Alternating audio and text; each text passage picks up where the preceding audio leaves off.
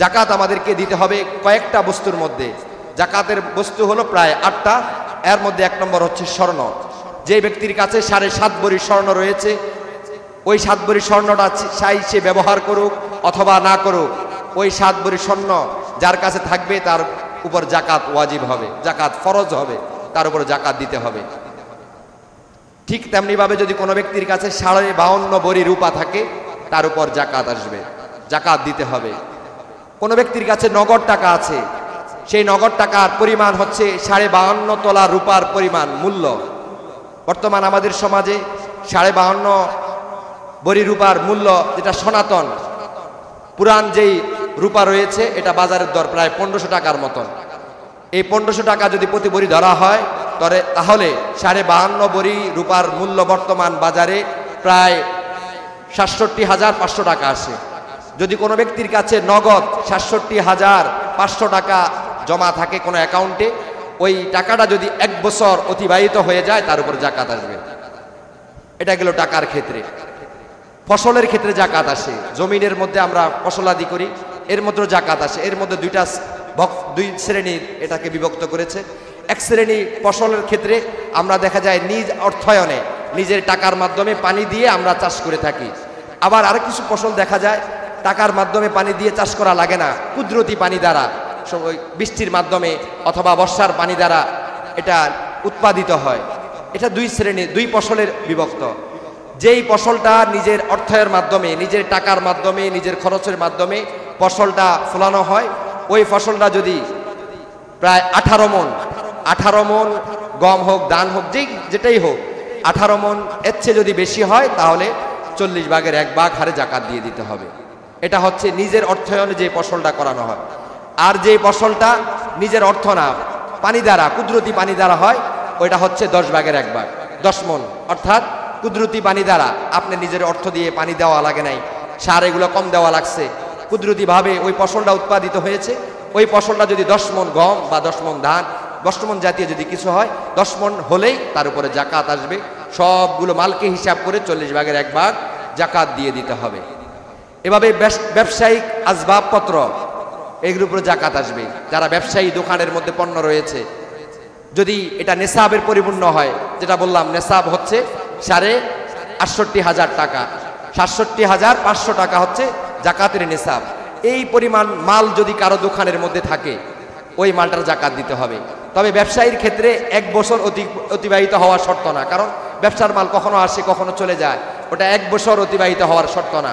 কোনো ব্যক্তির দোকানে যদি 68,000-67,000 টাকার পণ্য থাকে, তাহলে তার উপর জাকাত ওয়াজিব হবে। তার গোটা সম্পদ, গোটা মাল, মনে করেন কারো দোকানে 3 লাখ টাকার মাল আছে, গোটা টাকার হিসাব করে 40 ভাগের 1 ভাগ জাকাত দিয়ে দিতে হবে। আর এই জাকাতটা দিতে হবে পাইকারি রেটের হিসাব করে। দোকানের মালটা তারা এক দামে কিনে, পাইকারি রেটে কিনে, এটাকে আবার অন্য দামে বিক্রি করে, তার জাকাতটা আসবে পাইকারি রেটের উপরে। এভাবে পশু পাখির উপরও জাকাত আসে। গবাদি পশু পাখি যেগুলো ঘরের মধ্যে পালিত হয়, যেমন হাঁস, মুরগি, ছাগল, এগুলোর উপর জাকাত আসে না, যতই সংখ্যা হোক। তবে চতুষ্পদ জন্তু যেগুলো পায়ে হেঁটে, বিলের মধ্যে চড়ে ঘাস খেয়ে তারা বড় হয়, এসব প্রাণীর ক্ষেত্রে জাকাত আসে। এর মধ্যে 1 নম্বর হচ্ছে ওঁট। ওঁট কারো কাছে যদি 4টার বেশি থাকে, তাহলে তার উপরে জাকাত আসবে।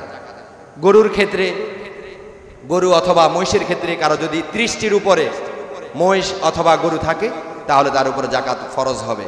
এভাবে গরু, ছাগল অথবা দুম্বা এর সংখ্যা যদি 40-এর উপরে হয়, 40 হয় অথবা তার উপরে হয়, তাহলে শতকরা 1টি করে 40 ভাগের 1 ভাগ তাকে জাকাত দিতে হবে। এই জন্য আমাদেরকে জাকাতের সঞ্চার, আমরা মনে করি টাকা পয়সা স্বর্ণের মধ্যে জাকাত, গবাদি পশু এগুলোর মধ্যে জাকাত আছে। এই যে যারা আমাদের দেশে ব্যবসায়িক পোলট্রি মুরগির ফার্ম করে, এগুলোর উপরে জাকাত আসবে।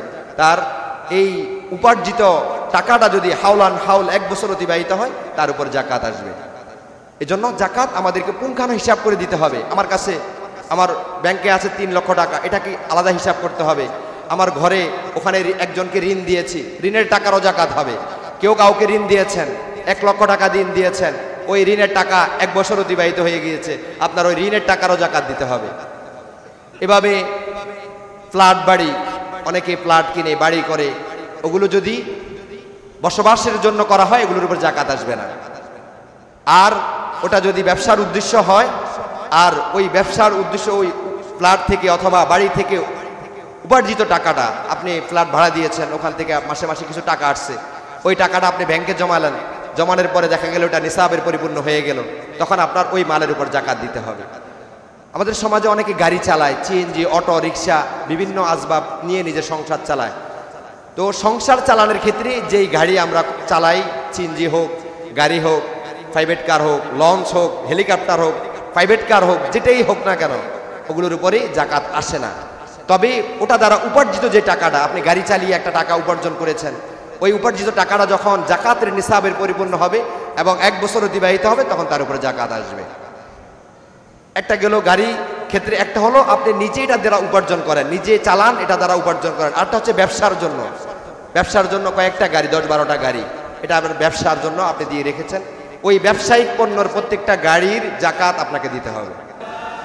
অত্যন্ত দুঃখজনক হলেও সত্য, বর্তমান আমরা এমন একটি জামানায় বসবাস করছি, যে জামানার মানুষ সকালে ঈমান নিয়ে ঘর থেকে বের হয়, সারাদিন ফিতনা ফাসাদের জমিনে, ফিতনা ফাসাদের বাজারে, ফিতনা ফাসাদের সমাজে ঈমানকে বিলীন করে আমরা ঘরে ফিরি।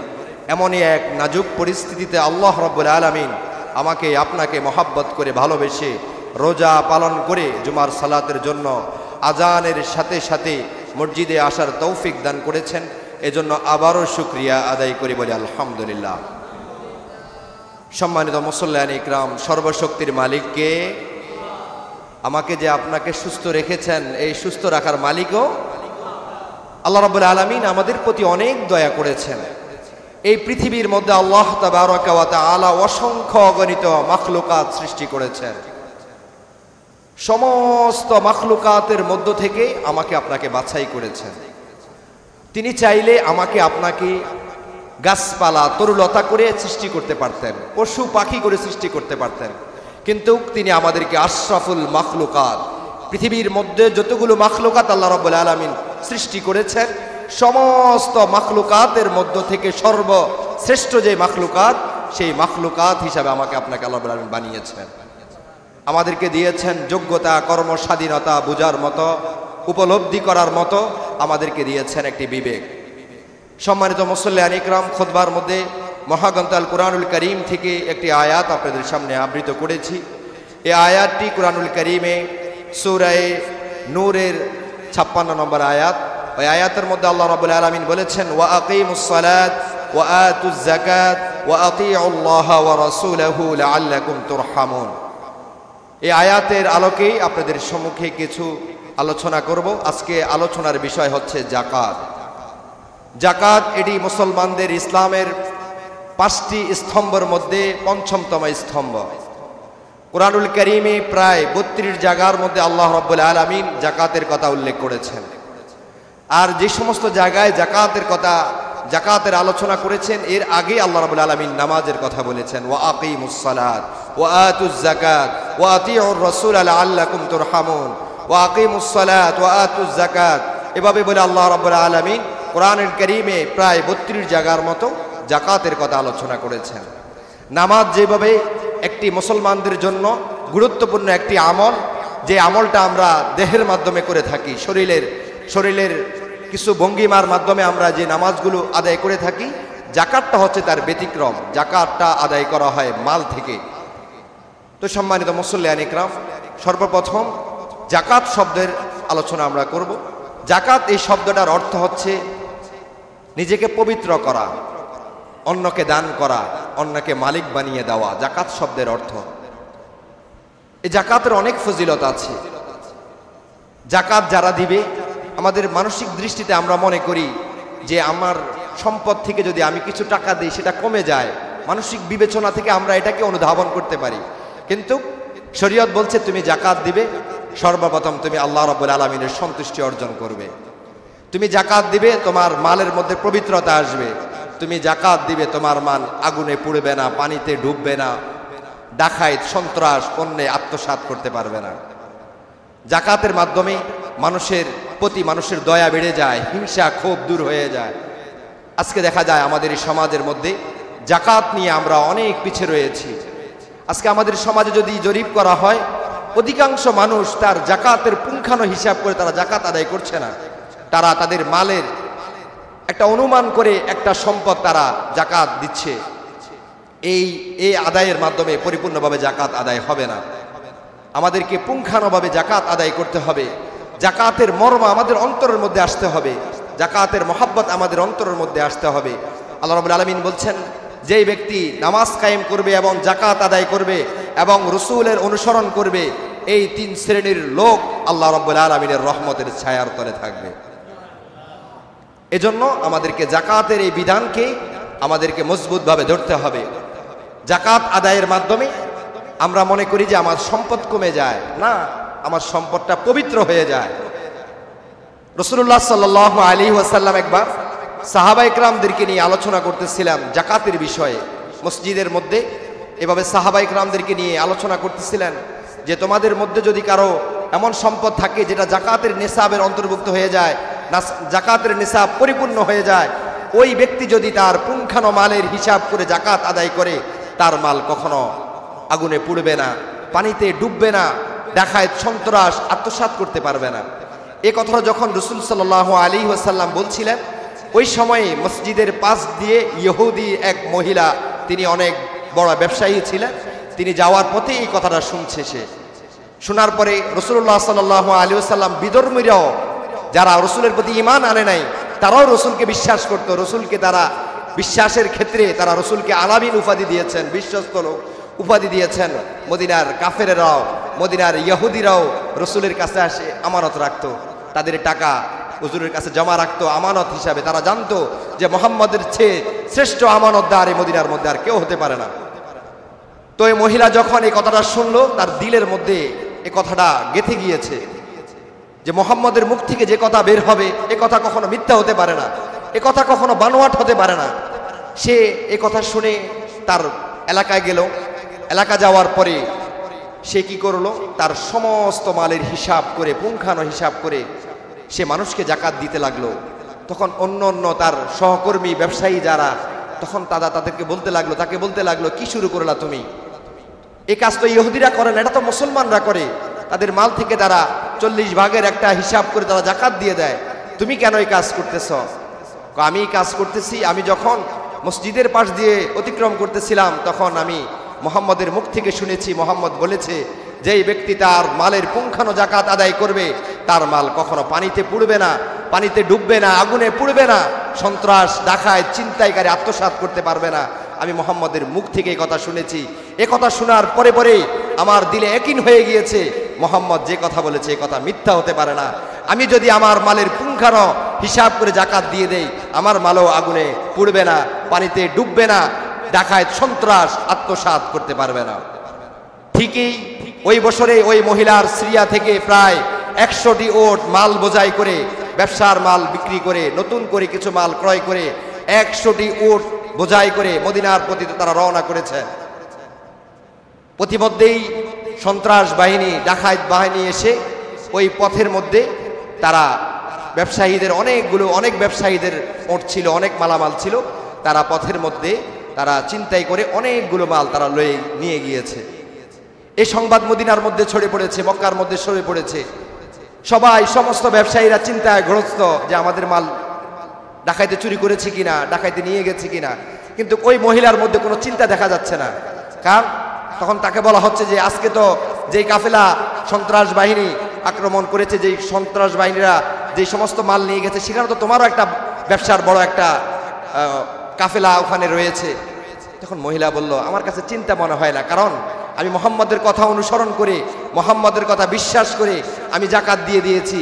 আমি মুহাম্মদের ওই কথার প্রতি আমার ইয়াকিন আছে যে আমার মাল আত্মসাৎ হবে না, আমার মাল সন্ত্রাস নিতে পারবে না। ঠিকই দেখা গেল যখনই ওই কাফেলা, ব্যবসায়ী কাফেলা যখন মদিনার মক্কার মধ্যে পৌঁছলো, সমস্ত মানুষের কিছু কিছু মাল চলে গেছে। কারো 10টা ওট নাই, কারো 20টা নাই, কারো 30টা নাই। ওই মহিলার 100টা ওট পরিপূর্ণভাবে বোঝাইকৃত মাল নিয়ে মদিনার মধ্যে প্রবেশ করেছে। তখন ওই মহিলা তার ব্যবসার জন্য যাকে নিযুক্ত করেছে তাকে বলল যে সকলের মাল তো নিয়ে গেল, এখান থেকে তো একটা অটো এখান থেকে নেওয়া হয় না, কোনো মাল নেওয়া হয়নি, এর কারণ কি? আমাদের কাফেলা ছিল বিশাল বড় কাফেলা, প্রায় 500-600 উট বোঝাই করে মাল নিয়ে আমরা আসতেছিলাম। তো আমাদের 100 উটের যে সামনে যেই উটটি 100টা উট, প্রত্যেকটা কাফেলার মধ্যে আলাদা আলাদা একটা উটের একটা সিস্টেম থাকে, 100টা করে বাস করা থাকে। ওই প্রথম যেটা থাকে সারিবদ্ধভাবে প্রথম যেটা থাকে ওটা যেখানে দাঁড়িয়ে যায় পিছনের সবগুলো সেখানে দাঁড়িয়ে যায়, ওটা যেখানে বসে সবগুলো সেখানে বসে, এটা একটা ওটের একটা সিস্টেম। তো ওই মহিলার সর্বপ্রথম যেই ওটটি যেটা ছিল, যে সন্ত্রাস বাহিনী যখন হামলা করেছে মাল আত্মসাৎ করে নিয়ে যাচ্ছে, ওই এর কিছুক্ষণ আগেই ওই মহিলার 100টি ওটের সামনে যে ওটটি ছিল ওই ওটটা বিশ্রামের জন্য বসে পড়েছে। একটার দেখায় ওর পিছনে যে 100টা ছিল সবগুলো ওট বিশ্রামের জন্য বসে গিয়েছে। এই জন্য সন্ত্রাস বাহিনী এই কাফেলার একটা ওট ধ্বংস নিতে পারে নাই এবং কোনো মালও তারা আত্মসাৎ করতে পারে নাই। এজন্য ওই মহিলা যখন দেখলো এই অবস্থা, যে মোহাম্মদের কথা পুঙ্খানুভাবে সে ফল পেয়েছে, সাথে সাথে রসুলের কাছে গিয়ে সে মোহাম্মদকে বলছে, হে মোহাম্মদ, তোমার কোনো কথা, তোমার কোনো কাজ, তোমার কোনো আমল মিথ্যা হতে পারে না। আজকে আমি নিজেই তার প্রমাণ, আমাকে সাথে সাথে তুমি কালিমা পড়ি মুসলমান বানিয়ে দাও। সাথে সাথে রসুল তাকে লা ইলাহা ইল্লাল্লাহু মুহাম্মাদুর রাসূলুল্লাহ সাল্লাল্লাহু আলাইহি ওয়াসাল্লাম কালিমা পড়ে মুসলমান বানিয়ে দিয়েছে। যে কথা বলার উদ্দেশ্য, জাকাতের মাধ্যমে মানুষের মাল আত্মসাৎ হয় না, এটা বোঝানোর উদ্দেশ্য। এর আরেকটি প্রমাণ, আমাদের বাংলাদেশে একজন বড় বুজুর্গ ছিল, তিনি প্রায় আজ থেকে প্রায় অনেক বছর আগের প্রথম সারির মুরব্বী জানাদেরকে আমরা মনে করি, হাফিজ হুজুর রহমতুল্লাহ আলাই, ফিরজি হুজুর রহমতুল্লাহ আলাই, শামসুল হক ফরিদপুরি রহমতুল্লাহ আলাই, ওনারা এই বাংলার জমিনে সর্বপ্রথম ইসলাম কায়েম করেছেন। আমাদের মতলব সহ বিভিন্ন অঞ্চলে জৈনপুরি সিলসিলার হজরতের মাধ্যমে দ্বীনের কিছু কাজ প্রচার হয়েছে।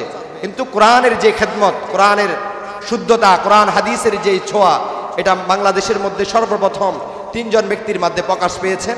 এর মধ্যে একজন হলেন শামসুল হক ফরিদপুরি রহমতুল্লাহ আলাই, আরেকজন হলেন ফিরজি হুজুর রহমতুল্লাহ আলাই, আরেকজন হলেন হাফিজ হুজুর রহমতুল্লাহ আলাই। তো ফিরজি হুজুর রহমতুল্লাহ আলাই উনি ব্যবসা বাণিজ্য করতেন। ওনার একটা বড় মাদ্রাসা আছে, ঢাকা চকবাজার বড় কাটারা মাদ্রাসা বলা হয়।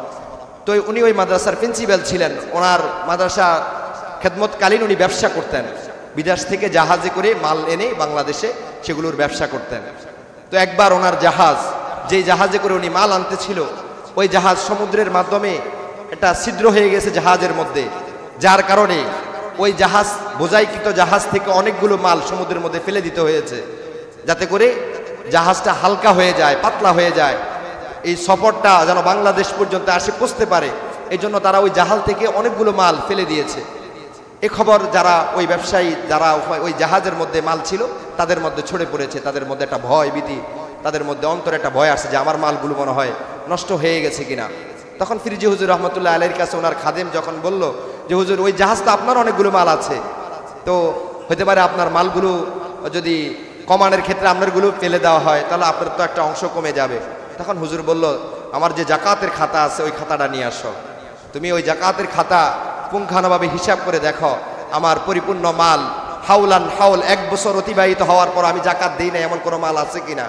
খাদেম দেখলো যে পুরা খাতার মধ্যে সবগুলো হিসাব পরিপূর্ণভাবে আদায়, তারা হিসাব করে জাকাতের আদায় করে দিয়েছেন। তখন হুজুর বললেন, তোমাদের কোনো টেনশনের প্রয়োজন নাই। রসুল বলেছেন যে জাকাতের আদায় পুঙ্খানুভাবে আদায় করবে তার মাল কখনো ধ্বংস হবে না, আমার মালও ধ্বংস হবে না। ঠিকই যখন ওই জাহাজটি বাংলাদেশে এসে পৌঁছেছে, দেখলো যে অনেক ব্যবসায়ী অনেক মাল কমে গেছে, কিন্তু হুজুরের যেই মাল ওই ইন্ডিয়া থেকে বাংলাদেশ পর্যন্ত নিয়ে এসেছে একটা মালও কমে নাই, সমস্ত মাল হুজুরের বাসায় ছিল। এই জন্য বলার উদ্দেশ্য হচ্ছে, সম্মানিত মুসল্লিয়ান ইকরাম, জাকাত এটা কমে না। আমরা মানসিক দিক থেকে যদি মনে করি এটা কমে যায়, কিন্তু বাস্তবিক পক্ষে এটা কমে না, এটা আরো বেড়ে যায়। জাকাত যে আদায় করে তার সম্পদের মধ্যে বরকত আসে, রহমত আসে, ওই মালটা পবিত্র হয় এবং এর মধ্যে আল্লাহ তাআলা বরকত দান করেন। এর জন্য জাকাত আমাদেরকে আদায় করতে হবে। আজকে জাকাতের গরিমসি আমাদের মাঝে দেখা যায়, এই গরিমসি থেকে আমাদেরকে বের হয়ে আসতে হবে। জাকাত আমাদেরকে দিতে হবে কয়েকটা বস্তুর মধ্যে। জাকাতের বস্তু হলো প্রায় 8টা। এর মধ্যে 1 নম্বর হচ্ছে স্বর্ণ। যে ব্যক্তির কাছে 7.5 ভরি স্বর্ণ রয়েছে, ওই 7 ভরি স্বর্ণটা চাই সে ব্যবহার করুক অথবা না করুক, ওই 7 ভরি স্বর্ণ যার কাছে থাকবে তার উপর জাকাত ওয়াজিব হবে, জাকাত ফরজ হবে, তার উপর জাকাত দিতে হবে। ঠিক তেমনি ভাবে যদি কোনো ব্যক্তির কাছে 52.5 ভরি রূপা থাকে, তার উপর জাকাত আসবে, জাকাত দিতে হবে।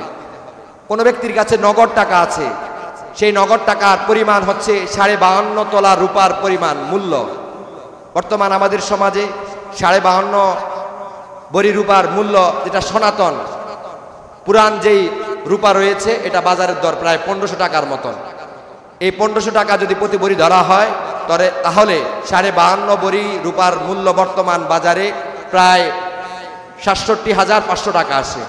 যদি কোনো ব্যক্তির কাছে নগদ 67,500 টাকা জমা থাকে কোনো অ্যাকাউন্টে, ওই টাকাটা যদি 1 বছর অতিবাহিত হয়ে যায় তার উপর জাকাত আসবে। এটা গেল টাকার ক্ষেত্রে। ফসলের ক্ষেত্রে জাকাত আসে। জমিনের মধ্যে আমরা ফসলাদি করি, এর মধ্যে জাকাত আসে। এর মধ্যে দুই শ্রেণীর এটাকে বিভক্ত করেছে।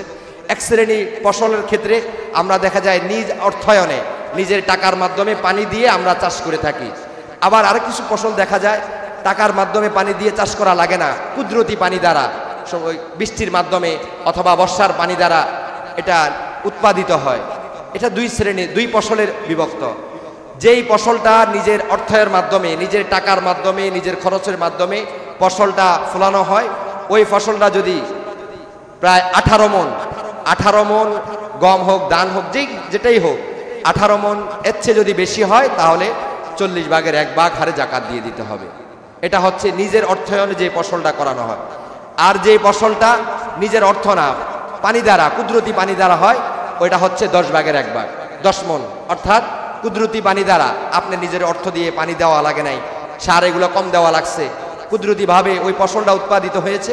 ওই ফসলটা যদি 10 মণ গম বা 10 মণ ধান, 10 মণ জাতীয় যদি কিছু হয়, 10 মণ হলেই তার উপরে জাকাত আসবে। সবগুলো মালকে হিসাব করে 40 ভাগের 1 ভাগ জাকাত দিয়ে দিতে হবে। এভাবে ব্যবসায়িক আসবাবপত্র, এগুলোর উপরে জাকাত আসবে। যারা ব্যবসায়ী দোকানের মধ্যে পণ্য রয়েছে, যদি এটা নেশাবের পরিপূর্ণ হয়, যেটা বললাম নেশাব হচ্ছে 68,500 টাকা, 67,500 টাকা হচ্ছে জাকাতের নেশাব। এই পরিমাণ মাল যদি কারো দোকানের মধ্যে থাকে, ওই মালটার জাকাত দিতে হবে। তবে ব্যবসায়ীর ক্ষেত্রে 1 বছর অতিবাহিত হওয়া শর্ত না, কারণ ব্যবসার মাল কখনো আসে কখনো চলে যায়, ওটা 1 বছর অতিবাহিত হওয়ার শর্ত না। কোনো ব্যক্তির দোকানে যদি 67,500 টাকার পণ্য থাকে, তাহলে তার উপর জাকাত ওয়াজিব হবে। তার গোটা সম্পদ, গোটা মাল, মনে করেন কারো দোকানে 3 লাখ টাকার মাল আছে, গোটা টাকার হিসাব করে 40 ভাগের 1 ভাগ জাকাত দিয়ে দিতে হবে। আর এই জাকাতটা দিতে হবে পাইকারি রেটের হিসাব করে। দোকানের মালটা তারা এক দামে কিনে, পাইকারি রেটে কিনে, এটাকে আবার অন্য দামে বিক্রি করে, তার জাকাতটা আসবে পাইকারি রেটের উপরে। এভাবে পশু পাখির উপরও জাকাত আসে। গবাদি পশু পাখি যেগুলো ঘরের মধ্যে পালিত হয়, যেমন হাঁস, মুরগি, ছাগল, এগুলোর উপর জাকাত আসে না, যতই সংখ্যা হোক। তবে চতুষ্পদ জন্তু যেগুলো পায়ে হেঁটে, বিলের মধ্যে চড়ে ঘাস খেয়ে তারা বড় হয়, এসব প্রাণীর ক্ষেত্রে জাকাত আসে। এর মধ্যে 1 নম্বর হচ্ছে ওঁট। ওঁট কারো কাছে যদি 4টার বেশি থাকে তাহলে তার উপরে জাকাত আসবে। গরুর ক্ষেত্রে, গরু অথবা মহিষের ক্ষেত্রে কারো যদি 30টির উপরে মহিষ অথবা গরু থাকে তাহলে তার উপরে জাকাত ফরজ হবে। এভাবে গরু, ছাগল অথবা দুম্বা এর সংখ্যা যদি 40-এর উপরে হয়, 40 হয় অথবা তার উপরে হয়, তাহলে শতকরা 1টি করে 40 ভাগের 1 ভাগ তাকে জাকাত দিতে হবে। এই জন্য আমাদেরকে জাকাতের সঞ্চার, আমরা মনে করি টাকা পয়সা স্বর্ণের মধ্যে জাকাত, গবাদি পশু এগুলোর মধ্যে জাকাত আছে। এই যে যারা আমাদের দেশে ব্যবসায়িক পোলট্রি মুরগির ফার্ম করে, এগুলোর উপরে জাকাত আসবে। তার এই উপার্জিত টাকাটা যদি হাউল 1 বছর অতিবাহিত হয়, তার উপর জাকাত আসবে। এজন্য জাকাত আমাদেরকে পুঙ্খানু হিসাব করে দিতে হবে। আমার ব্যাংকে আছে 3 লক্ষ টাকা, এটাকে আলাদা হিসাব করতে হবে। আমার ঘরে ওখানে একজনকে ঋণ দিয়েছি, ঋণের টাকারও জাকাত হবে। কেউ কাউকে ঋণ দিয়েছেন, 1 লক্ষ টাকা ঋণ দিয়েছেন, ওই ঋণের টাকা 1 বছর অতিবাহিত হয়ে গিয়েছে, আপনার ওই ঋণের টাকারও জাকাত দিতে হবে। এভাবে ফ্ল্যাট বাড়ি, অনেকে ফ্ল্যাট কিনে বাড়ি করে, ওগুলো যদি বসবাসের জন্য করা হয়, এগুলোর উপর জাকাত আসবে না। আর ওটা যদি ব্যবসার উদ্দেশ্য হয়, আর ওই ব্যবসার উদ্দেশ্য ওই ফ্ল্যাট থেকে অথবা বাড়ি থেকে উপার্জিত টাকাটা, আপনি ফ্ল্যাট ভাড়া দিয়েছেন, ওখান থেকে মাসে মাসে কিছু টাকা আসছে, ওই টাকাটা আপনি ব্যাংকে জমালেন, জমানোর পরে দেখা গেল ওটা নিসাবের পরিপূর্ণ হয়ে গেল, তখন আপনার ওই মালের উপর জাকাত দিতে হবে। আমাদের সমাজে অনেকে গাড়ি চালায়, সিএনজি, অটো রিক্সা, বিভিন্ন আসবাব নিয়ে নিজের সংসার চালায়। তো সংসার চালানোর ক্ষেত্রে যেই গাড়ি আমরা চালাই, সিএনজি হোক, গাড়ি হোক, প্রাইভেট কার হোক, লঞ্চ হোক, হেলিকপ্টার হোক, প্রাইভেট কার হোক, যেটাই হোক না কেন, ওগুলোর উপরে জাকাত আসে না। তবে ওটা দ্বারা উপার্জিত যে টাকাটা, আপনি গাড়ি চালিয়ে একটা টাকা উপার্জন করেছেন, ওই উপার্জিত টাকাটা যখন জাকাতের নিসাবের পরিপূর্ণ হবে এবং 1 বছর অতিবাহিত হবে, তখন তার উপরে জাকাত আসবে। একটা গেল গাড়ি ক্ষেত্রে, একটা হলো আপনি নিজে এটা দ্বারা উপার্জন করেন, নিজে চালান, এটা দ্বারা উপার্জন করেন। আরটা হচ্ছে ব্যবসার জন্য। ব্যবসার জন্য কয়েকটা গাড়ি, 10-12টা গাড়ি, এটা আপনার ব্যবসার জন্য আপনি দিয়ে রেখেছেন। ওই ব্যবসায়িক পণ্যর প্রত্যেকটা গাড়ির জাকাত আপনাকে দিতে হবে। এজন্য জাকাতের ক্ষেত্রে অনেকগুলো মাসালা আছে, এজন্য যেগুলো আমাদের সমাজের প্রয়োজন এগুলো তুলে ধরলাম। আরও অনেক সাইড আছে জাকাতের, যাদের জানার প্রয়োজন হয় আমরা ইনশাআল্লাহ জেনে নিব। জাকাত আমরা গরিমসি করব না, জাকাতকে আমরা পুঙ্খানুভাবে হিসাব করে আদায় করে দিব। শতকরা আপনার কাছে 1 লক্ষ টাকা আছে, এখান থেকে 2,500 টাকা আপনাকে জাকাত দিতে হবে। এভাবে হিসাব করে করে আপনাকে পুঙ্খানু হিসাব বের করতে হবে। এখন আরেকটা মাসআলা যেটা আমাদের সমাজে অত্যন্ত বিভ্রান্ত ছড়াচ্ছে, অনেকে এই মাসআলাটা নিয়ে অনেকেই বিভ্রান্তর মধ্যে পড়ে যায়, সেটা হচ্ছে স্বর্ণের ক্ষেত্রে আমরা মনে করি স্বর্ণের নিসাব হচ্ছে 52 ভরি, 7.5 তোলা স্বর্ণ যার কাছে থাকবে তার উপর জাকাত আসে, অথবা রূপার ক্ষেত্রে 52 ভরি জাকাত আসে। এখন যদি কারো কাছে নিসাব পরিপূর্ণ স্বর্ণ নাই, 7.5 ভরি স্বর্ণ নাই, রূপাও 52 ভরি নাই, অথবা টাকাও আছে অল্প, নিসাব পরিপূর্ণ হয় না, স্বর্ণের থেকেও কিছু মাল আছে, 2-1 ভরি স্বর্ণ আছে, রূপার ক্ষেত্রেও 3-4 ভরি বা 10 ভরি স্বর্ণ আছে, টাকাও ব্যাংকের মধ্যে 10-12 হাজার টাকা আছে। এখন এই জাকাতটা কিভাবে দিবে, এটা নিয়ে বিভিন্ন ধরনের মাসআলা। সহিহ শুদ্ধ যে মাসআলাটা হচ্ছে সেটা হচ্ছে কারো কাছে যদি প্রত্যেকটা মাল পরিপূর্ণ নিসাব না, কিছু কিছু আছে, স্বর্ণ 2-1 ভরি, রূপা কয়েক ভরি, কিছু টাকা আছে, তাহলে তার উপর জাকাত ওয়াজিব হবে। অন্যান্য ক্ষেত্রে স্বর্ণ, কিন্তু স্বর্ণের ক্ষেত্রে যদি আপনার কাছে 7.5 ভরি স্বর্ণ থাকা হলে আপনার কাছে জাকাত ওয়াজিব হতো, ফরজ হতো, কিন্তু আপনার কাছে 7.5 ভরি নাই, 5 ভরি আছে, অন্য কোনো স্বর্ণ নাই, রূপা নাই, অন্য কোনো জিনিসে নাই, তাহলে আপনার উপর জাকাত আসবে না। কিন্তু ওই স্বর্ণের সাথে যদি অন্য কিছু থাকে, রূপা থাকে, নগদ টাকা থাকে, তখন আপনাকে জাকাতের নিসাবের যে টাকা, ওই যে বললাম 67,000 টাকার সমপরিমাণ যদি সবগুলার হিসাব করে দেখেন নিসাব হয়েছে, তাহলে আপনার পুঙ্খানো টাকার হিসাব করে জাকাত দিয়ে দিতে হবে। এই জন্য কি এই বিষয় নিয়ে বেশি প্রশ্ন করে যে হুজুর আমার কাছে 2 ভরি স্বর্ণ, জাকাত দিতে হবে কিনা। তখন এই ক্ষেত্রে আপনার লক্ষ্য করতে হবে যে আমার আর কিছু আছে কিনা সাথে, যদি কিছু থাকে তাহলে জাকাত দিতে হবে, আর যদি না থাকে, আপনার কাছে 5 ভরি স্বর্ণ আর কিছু নাই, জাকাত নাই, আপনার কাছে 10 ভরি রূপা আছে, অন্য কিছু নাই, জাকাত নাই, আপনার কাছে 40,000 টাকা আছে কিনা, অন্য কোনো কিছু নাই, আপনার উপরে জাকাত আসবে না। এই জন্য প্রত্যেকটা অঙ্ক, প্রত্যেকটা জাকাতের যেই খাত রয়েছে, ওই খাতগুলো আপনার যখন কিছু কিছু থাকবে, ওটাকে যদি একসাথে করা হয়ে এটাকে নেসাব পরিমাণ হয়, তাহলে আপনাকে এটার জাকাত দিয়ে দিতে হবে। এখন আমরা জাকাত কোথায় আদায় করব? অনেক সময় দেখা যায় জাকাত, এটা কিন্তু একটা কঠিন মাসালা, এটাকে আমাদেরকে কঠিনভাবে জানতে হবে। অনেকে অনেক টাকা দান সৎকার করে দেয়, জাকাত দিয়ে দেয়, কিন্তু নিয়ত করে না। নিয়ত ছাড়া 1 টাকা জাকাতও কারো আদায় হবে না। আপনি মনে মনে নিয়ত করতে পারেন, আপনাকে শুনাইয়া দিতে হবে না। একজনকে দিলেন 10,000, যে তোমাকে আমি 10,000 জাকাতের দিলাম, এটা বলার প্রয়োজন নাই। আপনি তাকে 10,000 দিলেন, মনে মনে জাকাতের নিয়তটা রাখতে হবে, তখন যে আপনার জাকাত আদায় হবে। আপনি হাজার হাজার টাকা জাকাত দিলেন, কোনো নিয়ত না, আপনার জাকাত আদায় হবে না। বর্তমান আমাদের সমাজে জাকাত আদায়ের এমন একটা পদ্ধতি বের হয়েছে, যেটা মানুষকে দেখানো, আল্লাহর ইবাদত আদায় হয় না। আজকে দেখা যায় অমুক ভাই, দেখবেন মাঝে মাঝে দেখা যায় রমজানের পরে রিক্সা চালক, সিএনজি চালক, অনেক চালকের গায়ে দেখবেন অনেকগুলো গেঞ্জি দেখা যায়, অমুক ভাইয়ের পক্ষ থেকে, অমুক ভাইয়ের পক্ষ থেকে। এই জাকাতের মাধ্যমে সে আল্লাহর সন্তুষ্টি অর্জন করার উদ্দেশ্য ছিল না, তার নাম মানুষের কাছে প্রচার করার উদ্দেশ্য ছিল। এই জাকাত আল্লাহ রাব্বুল আলামিনের কাছে কবুল হবে না। আল্লাহ রাব্বুল আলামিন বলেছেন, রাসূল বলেছেন, ইন্নাল্লাহা লা ইয়ানজুরু ইলা সুওয়ারিকুম ওয়া আমওয়ালিকুম ওয়ালাকিন ইয়ানজুরু ইলা কুলুবিকুম ওয়া আমালিকুম। আল্লাহ দেখে না তুমি কয় লক্ষ টাকা দান করেছ, কয় হাজার টাকা দান করেছ, এটা দেখে না। আল্লাহ দেখে তোমার অন্তরের অবস্থা, তোমার অন্তরে কি অবস্থা ছিল, তুমি কিভাবে দান করেছো, এটা আল্লাহ রাব্বুল আলামিন দেখেন। এজন্য আজকে আমাদের সমাজে দেখা যায় বিভিন্ন প্রভাবশালীরা, বিভিন্ন দলের নেতাকর্মীরা দেখা যায় এক স্থানের মধ্যে গরিব দুঃখীদেরকে একত্রিত করে শাড়ি দেয়, কাপড় দেয়, বিভিন্ন আসবাবপত্র দেয়। এটা শরীয়ত সমর্থ করে না। আপনার জাকাত এমন দিতে হবে যেটার সম্পর্ক থাকবে আত্মার সাথে, যেটার সম্পর্ক থাকবে আল্লাহর সাথে। পৃথিবীর কেউ না জানুক আমি জাকাত দেই না দেয়, আমার আল্লাহ তো জানে। গোপনে গোপনে দান করবেন। আপনি মানুষকে হেউ প্রতিপন্ন না করে, ছোট মনে না করে। আজকে অনেকে মনে করে আমি জাকাত দিলাম, সে গরিব, এই জন্য আমার জাকাত না। আল্লাহ রাব্বুল আলামিন কোরআনুল কারীমে সূরা আরাফের এক আয়াতের মধ্যে বলেছেন,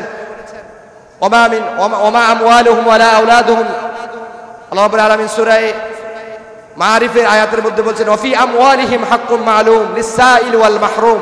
তোমরা যে যাকাত আদায় করতেছ, তুমি মনে করো না যেটা তোমার সম্পদ তুমি কাউকে দিতেছ, এটা ওই গরিবের হক তোমার কাছে ছিল, তার হকটা তোমার কাছে আদায় করে দিতে হবে। তার হকটা যদি তুমি তার কাছে আদায় না করো, এই হক খেয়ানতের কারণে কাল কিয়ামতের ময়দানে তোমাকে আল্লাহ রাব্বুল আলামিনের কাছে জবাবদিহিতা করতে হবে। কোরআনে কারীমের এক আয়াতের মধ্যে আল্লাহ রাব্বুল আলামিন বলেছেন, যারা যাকাত আদায় করে না কিয়ামতের দিন তাদের এই সম্পদ, তাদের এই টাকা পয়সা, স্বর্ণ রূপা, তাদের এই পণ্য আল্লাহ রাব্বুল আলামিন আগুনের মধ্যে পুড়ে এটাকে কয়লা করবেন। এই কয়লা করে তাদের কপালের মধ্যে সেক দিবেন, তাদের পাজরের মধ্যে সেক দিবেন, তাদের পিঠের মধ্যে সেক দিবেন। এই কারণে সেক দিবেন যাতে করে অন্য মানুষ দেখলে বুঝতে পারে এই হচ্ছে সেই ব্যক্তি যে দুনিয়ার সম্পদশালী থাকা সত্ত্বেও যাকাত দেয় নাই। এজন্য আমাদেরকে যাকাতের পুঙ্খানুপুঙ্খ হিসাব করে আমাদেরকে যাকাত দিতে হবে। যাকাত আমরা কাকে দিব? কোরআনে সূরা তাওবার 60 নম্বর আয়াত আল্লাহ রাব্বুল আলামিন বলেছেন যাকাত কাদেরকে দিবে। প্রায় 8 শ্রেণীর লোক উল্লেখ করেছেন। ইন্নামা সাদাকাতু লিল ফুকারা ওয়াল মাসাকিন ওয়াল আমিলিনা আলাইহা ওয়াল মুআল্লাফাতি কুলুবুহুম ওয়া ফির রিকাব ওয়াল গারিমিনা ওয়া ফি সাবিলিল্লাহি ওয়া বিনিস সাবিল। প্রায় আল্লাহ রাব্বুল আলামিন ওখানে 7 শ্রেণীর কথা উল্লেখ করেছেন। প্রথমে বলেছেন ইন্নামাল ফুকারা, যারা ফকির তাদেরকে তোমরা দান সদকা করো।